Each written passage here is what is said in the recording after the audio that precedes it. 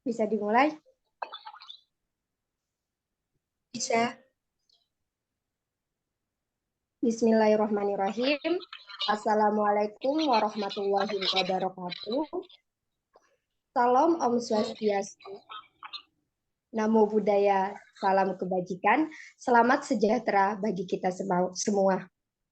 Kepada yang terhormat, selaku dosen pengampu mata kuliah PKN, Bapak Hendrik Pandu Paksi, SPD, MPD, dan teman-temanku yang berbahagia. Sebelumnya, perkenalkan saya Nadira Darusaidah dengan NIM akhir 057 yang akan menjadi moderator pada sesi presentasi hari ini.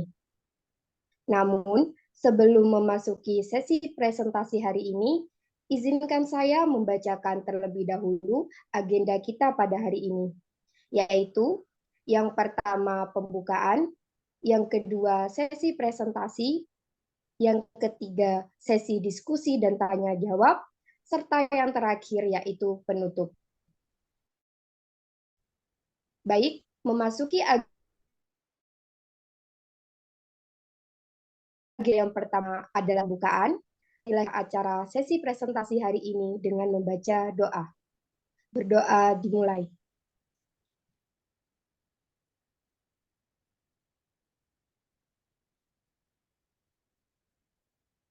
Berdoa selesai. Langsung saja memasuki agenda yang kedua, yaitu sesi presentasi. Kepada penyaji satu, waktu dan tempat saya persilahkan.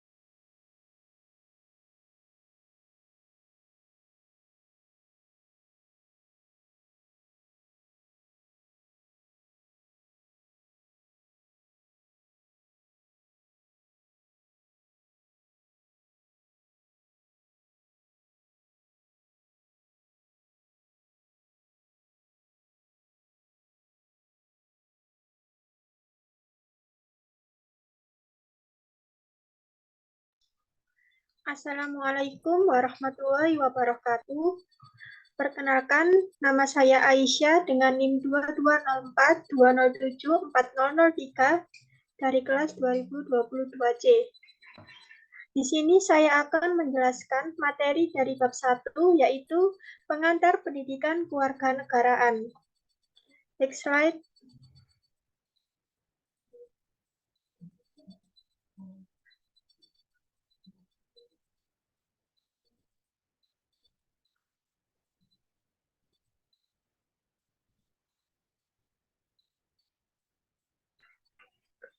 Sejarah perkembangan pendidikan kewarganegaraan. Sebelum tahun 1970-an, pada pendidikan formal, khususnya pendidikan tinggi, diberikan pendidikan pendahuluan pertahanan rakyat atau P3R dalam rangka mempertahankan dan menjaga kelangsungan hidup bangsa dan negara Indonesia. Kemudian P3R berubah menjadi program wajib latih mahasiswa atau walawah yang bertujuan sama dengan P3R. Pada tahun 1973, dihasilkannya ketetapan MPR tahun 1973, di mana di dalamnya diatur tentang garis-garis besar dalam haluan negara yang akan dicapai maupun strategi pencapaiannya dalam 5 tahun ke depan pada semua aspek kehidupan nasional. Pada tahun 2000, mata kuliah pendidikan kewarganegaraan mengalami perubahan baik nama maupun ruang lingkup bahasan. Perubahan nama yakni dari pendidikan kewiraan dirubah menjadi pendidikan kewarganegaraan. Ruang lingkup yang diberikan pada pendidikan kewarganegaraan berubah.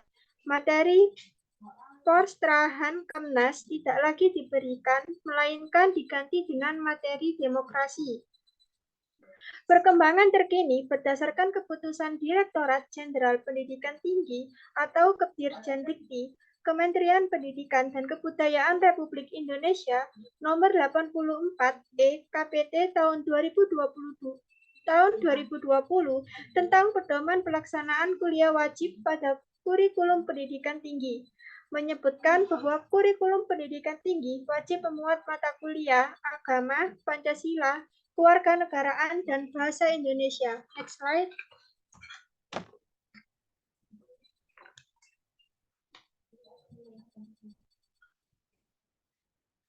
Dasar hukum pendidikan kewarganegaraan. Penyelenggaraan mata kuliah pendidikan kewarganegaraan di perguruan tinggi didasarkan pada yang pertama, Undang-Undang Dasar Negara Republik Indonesia tahun 1945. Yang pertama, Undang-Undang Dasar Negara Republik. Yang pertama, pasal 27 ayat 3 disebutkan bahwa setiap warga negara berhak dan wajib ikut serta dalam pembelaan negara. Yang kedua, pasal 30 ayat 1 ditetapkan bahwa tiap-tiap warga negara berhak dan wajib ikut dalam usaha pertahanan dan keamanan negara. Pasal 31 ayat 1 ditetapkan bahwa setiap warga negara berhak mendapatkan pendidikan. Undang-Undang 20 tahun 2003 tentang kurikulum pendidikan tinggi wajib memuat pendidikan agama, bahasa, dan pendidikan kewarganegaraan. Undang-Undang Nomor 12 Tahun 2012, khususnya pasal 35 ayat 3, menyebutkan bahwa 4 mata kuliah wajib adalah agama, Pancasila, PKN, dan bahasa Indonesia. Next slide.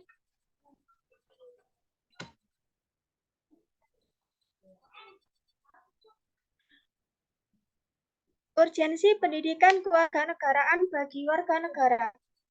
Pendidikan kewarganegaraan merupakan salah satu matkul MKPK yang berperan penting dalam memelihara dan membangkitkan rasa bangga cinta tanah air yang dilandasi oleh jiwa, tekad, semangat, serta rela berkorban untuk membangun masa depan bangsa dan negara yang lebih baik serta mampu kebanggaan dalam rangka mencapai tujuan dan cita-cita bangsa. Kehidupan kampus Bagi masyarakat memiliki nilai yang harus dikembangkan, yaitu dengan penanaman pola pikir, pola sikap, dan pola tindak yang berwawasan budaya Indonesia, berkepribadian Indonesia, bermoral, dan berfalsafah Pancasila harus ditumbuh kembangkan kepada manusia. Next slide.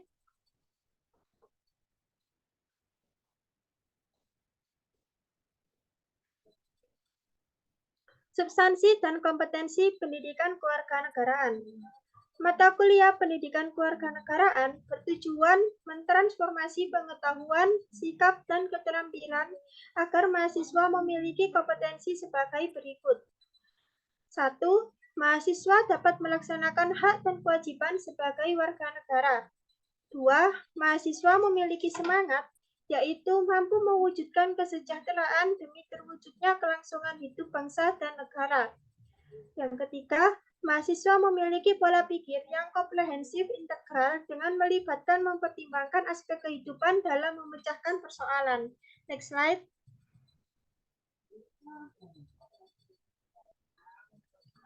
Perkembangan peran bela negara pada era new. Perubahan pada orde reformasi ditandai dengan cepat di berbagai bidang ilmu pengetahuan, politik, teknologi, seni, dan sosial budaya. Perubahan yang relatif cepat dan dinamis harus diantisipasi dengan upaya bela negara secara holistik, komprehensif, integral, pendekatan kekinian sehingga mampu mengantisipasi kondisi dan kebutuhan upaya bela negara pada 10 atau 20 tahun ke depan atau paling tidak siap tinggal landas menjelang 100 tahun kemerdekaan NKRI atau Indonesia Emas tahun 2045.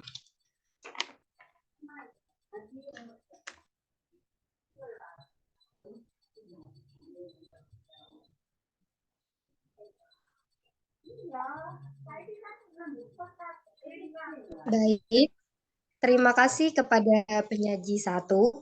Memasuki sesi yang ketiga, yaitu sesi diskusi dan tanya jawab. Kepada teman-teman yang hendak menanya, dapat mengaktifkan fitur raise hand atau menuliskan pertanyaan di kolom chat. Silahkan. Izin bertanya. Sebelumnya, saya Kerunisa Amelia Putri dengan NIM digit akhir 111. Pertanyaannya, mengapa pendidikan kewarganegaraan perlu dipelajari juga di perguruan tinggi? Terima kasih.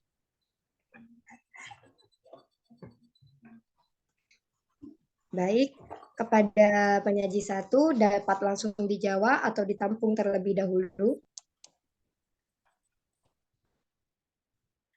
Baik, di sini saya akan menjawab pertanyaan nomor 1. Karena pendidikan kewarganegaraan merupakan salah satu matkul wajib yang berperan penting dalam membangkitkan rasa bangga citra tanah air yang dilandasi oleh semangat untuk membangun masa depan bangsa dalam rangka mencapai tujuan dan cita-cita bangsa. Apa bisa dipahami? Terima kasih, bisa.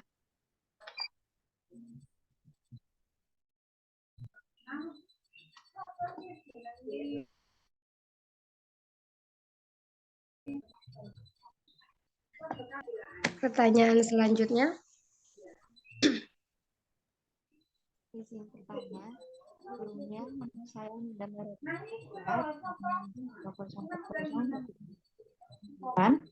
pertanyaan saya adalah pendidikan kewarganegaraan sudah ada sebagai mata pelajaran sejak sekolah dasar hingga kuliah. Namun masih banyak masyarakat yang melakukan hal-hal yang menyimpang dan tidak menunjukkan rasa bela negara. Mengapa hal itu?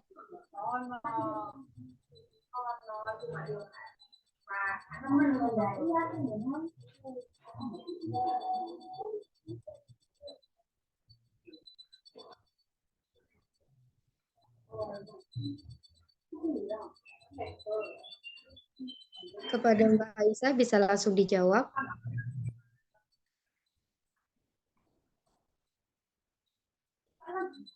Apa suaranya sudah terdengar?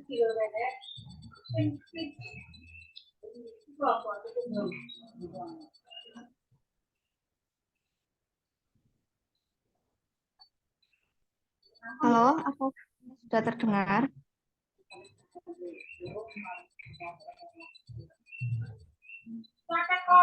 Iya.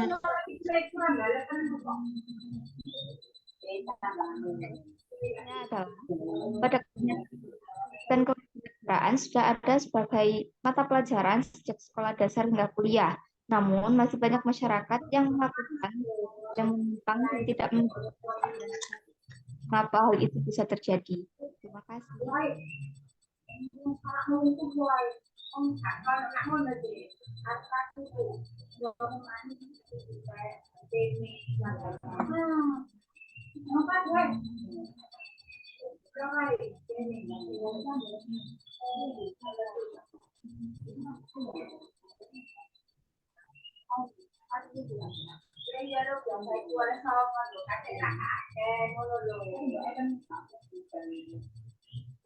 Baik, saya akan menjawab pertanyaan dari nomor 2.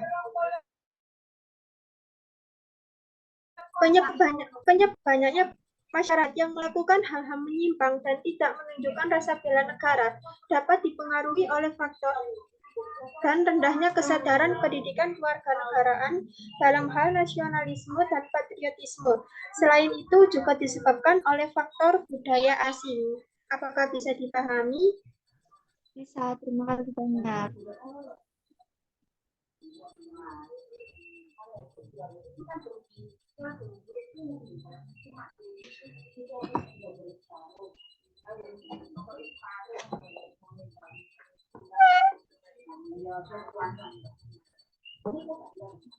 Baik, kepada penanya selanjutnya bisa langsung bertanya. Izin bertanya sebelumnya, perkenalkan nama saya Kinara Gata dengan NIM akhir 033 dari kelas 2022C. Menurutmu, bagaimana pendidikan kewarganegaraan yang ideal bagi Indonesia agar tujuan pendidikan kewarganegaraan tersebut berhasil, dan seperti apa contoh parameter keberhasilannya? Terima kasih.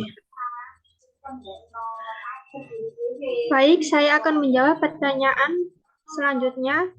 Agar tujuan pendidikan kewarganegaraan dapat berhasil, maka diperlukan sosialisasi hasil kajian esensi pendidikan kewarganegaraan, yaitu dengan cara mewajibkan anak-anak untuk mengikuti pendidikan dasar yang di dalamnya terdapat pendidikan kewarganegaraan.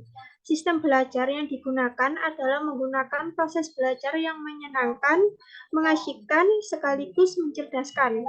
Contoh parameter keberhasilannya yaitu berkurangnya tindakan-tindakan yang melanggar hukum. Apakah bisa dipahami?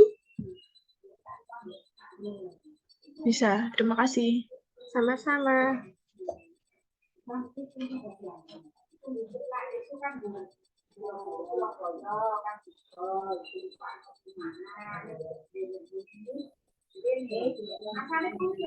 Baik, apakah masih ada pertanyaan yang lain?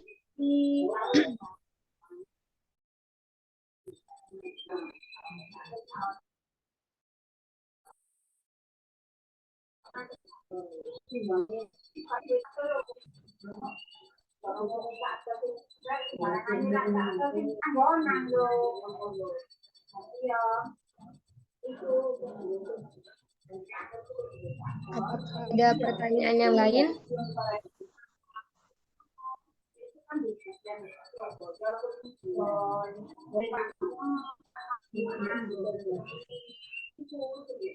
Baik, perkenalkan. Saya Erika Fetribon dengan NIM akhir 084. Izin bertanya, bagaimana penerapan pola pikir yang komprehensif integral sebagai mahasiswa yang mempelajari pendidikan kewarganegaraan?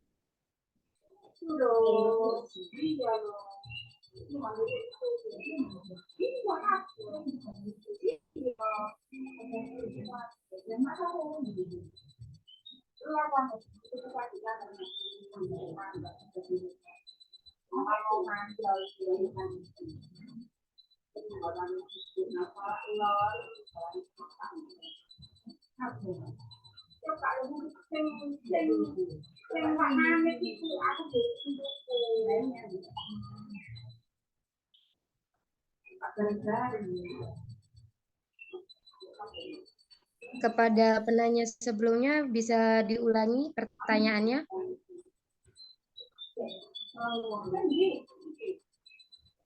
Baik, bagaimana penerapan pola pikir yang komprehensif integral sebagai mahasiswa yang mempelajari pendidikan kewarganegaraan? Kepada Mbak Isa, jika sudah jelas, monggo langsung dijawab.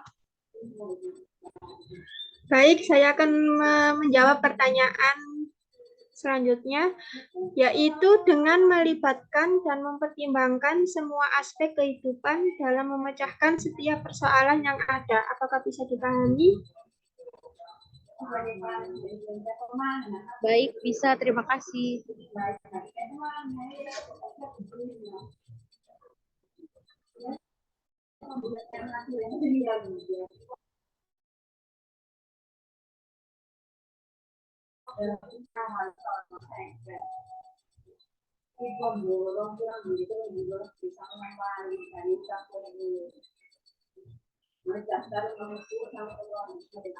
Baik, bagi teman-teman, bila masih ada pertanyaan, silakan ditanyakan.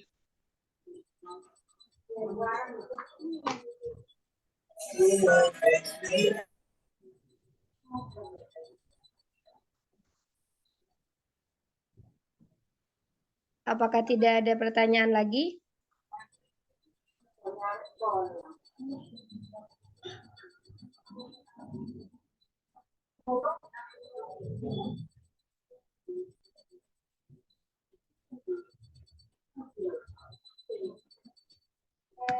Baik, saya izin bertanya.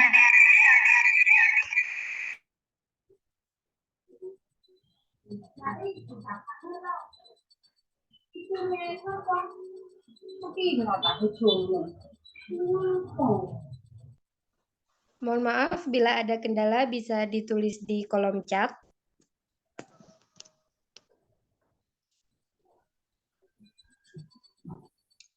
Pertanyaannya, perubahan pada orde pasca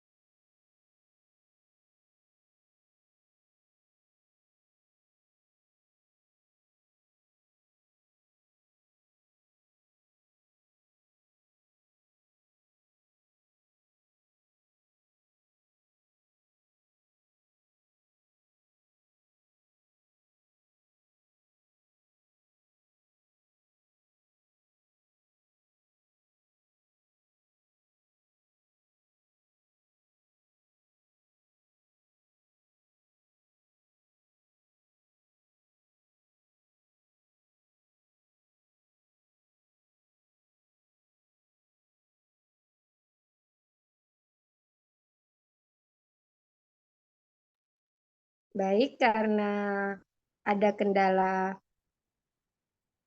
jadi saya akan membacakan pertanyaan dari Mbak Cindy. Pertanyaannya adalah, perubahan pada Orde Masa Reformasi ditandai dengan isu global yang semakin cepat di berbagai bidang perkembangan. Jadi, apakah yang dapat dicontohkan di bidang sosial dan budaya? Kepada Mbak Aisyah, bisa segera dijawab.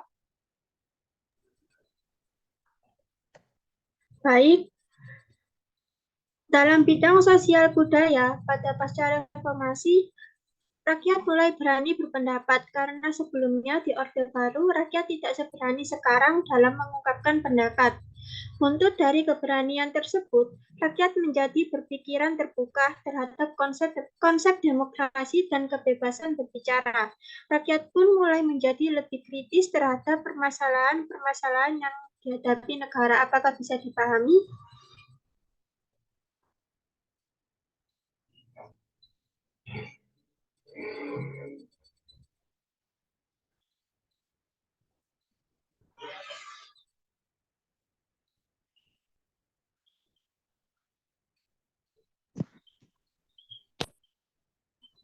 Alhamdulillah bisa dipahami. Selanjutnya, apakah ada pertanyaan lain? Cukupkan presentasi kita pada hari.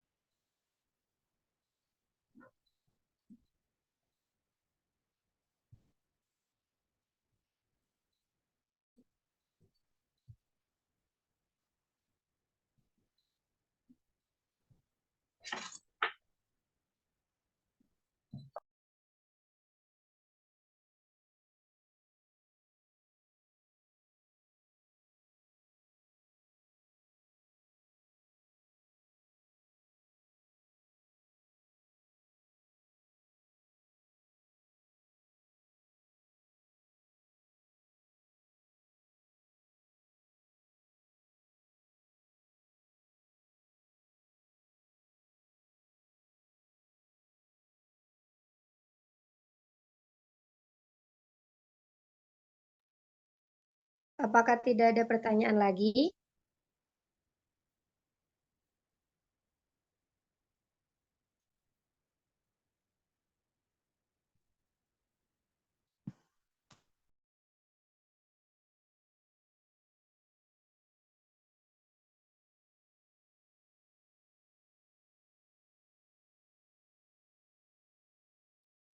Baik, karena tidak ada pertanyaan lagi, maka memasuki agenda yang terakhir yaitu penutup. Berakhirlah kita pada sesi diskusi hari ini. Saya ucapkan terima kasih kepada penyaji dan teman-teman penanya yang telah aktif pada sesi diskusi hari ini. Sekian sesi diskusi kita pada hari ini. Mari kita tutup sesi diskusi kita pada hari ini dengan bacaan hamdalah. Alhamdulillahirrahmanirrahim. Sekian hadirku moderator. Mohon